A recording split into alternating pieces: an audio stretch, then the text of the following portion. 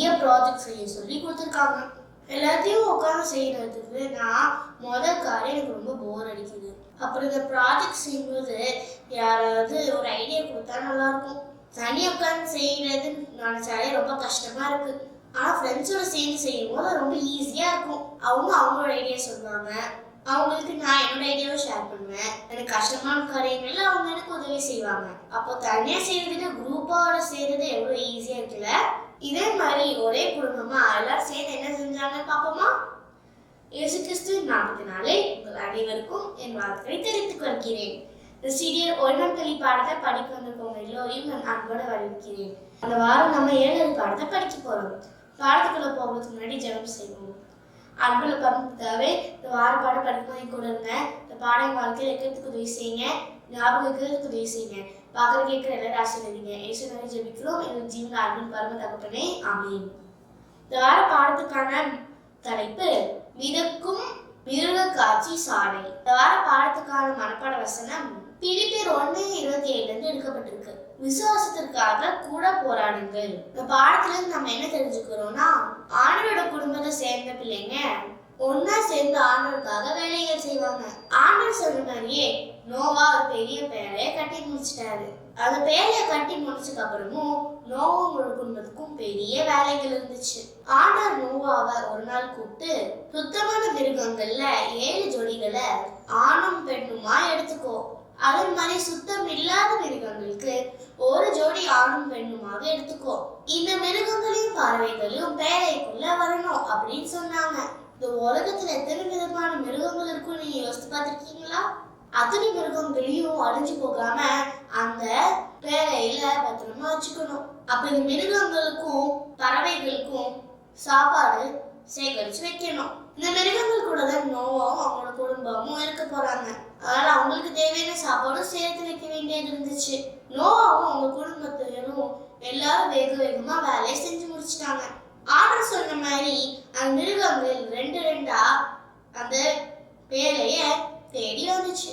நம்ம எல்லாரும் ஒரு சர்க்கஸ்க்கு போயிருப்போம். அந்த மிருகங்கள் சுத்தி வரத நம்ம பார்த்து ரசிச்சிருப்போம். அதுல மிஞ்சி போனா ஒரு 10 வகையான மிருகங்கள் இருக்கும். ஆனா நோவோட பேழையில வந்து மிருகங்கள் எவ்வளவு தெரியுமா? இந்த உலகத்துல இருக்கிற எல்லா மிருகங்களோட வகைகளும் இருந்துச்சு, எல்லா பறவைகளோட வகைகளும் இருந்துச்சு, எல்லா பூச்சி வகைகளும் இருந்துச்சு. அப்போ அது பார்க்கும்போது ஒரு கண்கோரான காட்சியா இருந்திருக்கும். ஆண்டவர் சொல்ற நாள் வரைக்கும் நோவும் உங்க வீட்டுல இருக்கிறவங்களும் அந்த மிருகங்கள் பறவைகள் பூச்சிகளுக்கு காப்பாடுறவங்களா இருக்க வேண்டியது. இது எவ்வளோ பெரிய வேலை. எங்க வீட்டுல 3 கிளிங்க இருக்கு. அந்த இடத்துல சுத்தம் பண்ணி வைக்கிறது, தண்ணி வைக்கிறது, அதுக்கு வந்து சாப்பாடு இருக்கான்னு பாக்குறதுக்கு, எல்லாமே நல்லா இருக்கான்னு பாக்குறதுக்குள்ள 1 மணி நேரம் ஆயிடும். அப்போ எனக்கே இப்படி இருந்துச்சுன்னா அப்போ அவ்வளோ மிருகங்கள் பறவைகள் பூச்சிகள் பார்த்த நோவாக்கு எப்படி இருந்திருக்கும்? 1.5 ஃபுட்பால் கிரவுண்ட் அளவு நீளத்துக்கும் 3 மாடி வீடு உயரத்துக்கும் அந்த பேழையில எவ்வளோ மிருகங்கள் பறவைகள் பூச்சிகள் இருந்திருக்கும். இது தேவையான சாப்பாடும் தண்ணியும் எவ்வளோ தேவையா இருந்திருக்கும். இது எல்லாமே நோவும் அவங்களோட வீட்டிலேயே சுத்தப்படுத்த வேண்டியதா இருந்துச்சு.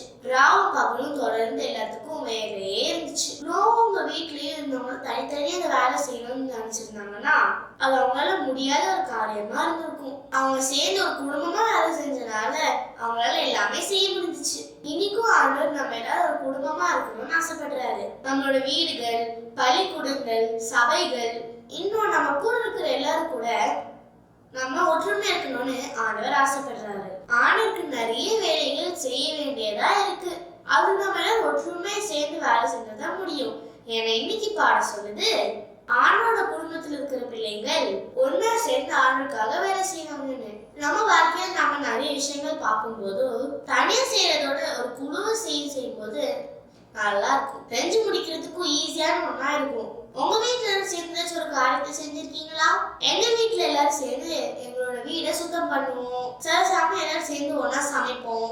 இன்னும் எல்லாரும் விளையாட கூட செய்வோம். இப்படி செய்யும் போது நாங்க செய்யற வேலைகள் கஷ்டமா தெரியாது. தனியா செய்யறதை விட ஒன்னா சேர்ந்து செய்யும் போது அது யாராவது ஒருத்தர் பலவீனமா இருந்தாலோ இல்லைன்னா மனசு உடஞ்சு போய் இருந்தாலோ வீடு இருக்கிறவங்க எல்லாரையும் அவங்கள என்கரேஜ் பண்ண முடியும். அவங்களுக்கு தேவையான உதவியை செய்ய முடியும். இன்னைக்கும் ஆண்டவர் அவருடைய சித்தத்தை நம்ம ஒன்னா சேர்ந்து நிறைவேற்றணும்னு ஆசைப்படுறாரு. நான் மற்றவங்க கூட ஒன்றா இருந்து ஆண்டோட சித்தத்தை செய்யணும்னு முடிவெடுத்திருக்கேன். நீங்க அந்த முடிவெடுத்திருக்கீங்களா? இந்த பாடத்தை கூட சேர்ந்து படிச்சதுக்காக நன்றி. பாடத்துக்கு முடிக்கிறதுக்கு ஜெபம் செய்வோம். அன்புள்ள பரப்பிதாவே, இந்த வாரப்பாடு படிக்குமா என் கூட இருந்ததுக்காக நன்றி. ஞாபகம் வைக்கிறதுக்கு உதவி செய்யுங்க. நாங்கள் வாழ்க்கையில் வைக்கிறதுக்கு உதவி செய்யுங்க ஆண்டவரே. நாங்கள் எல்லாரும் சேர்ந்து உங்களோட சித்தத்தை செய்யறதுக்கு உதவி செய்யுங்க. பார்க்குற கேட்குற எல்லாரும் ஆசீர்வதிங்க. இயேசுவின் வழியாக ஜெபிக்கிறோம் எங்கள் ஜீவன் ஆண்டவரின் பரம தகப்பனே. ஆமென்.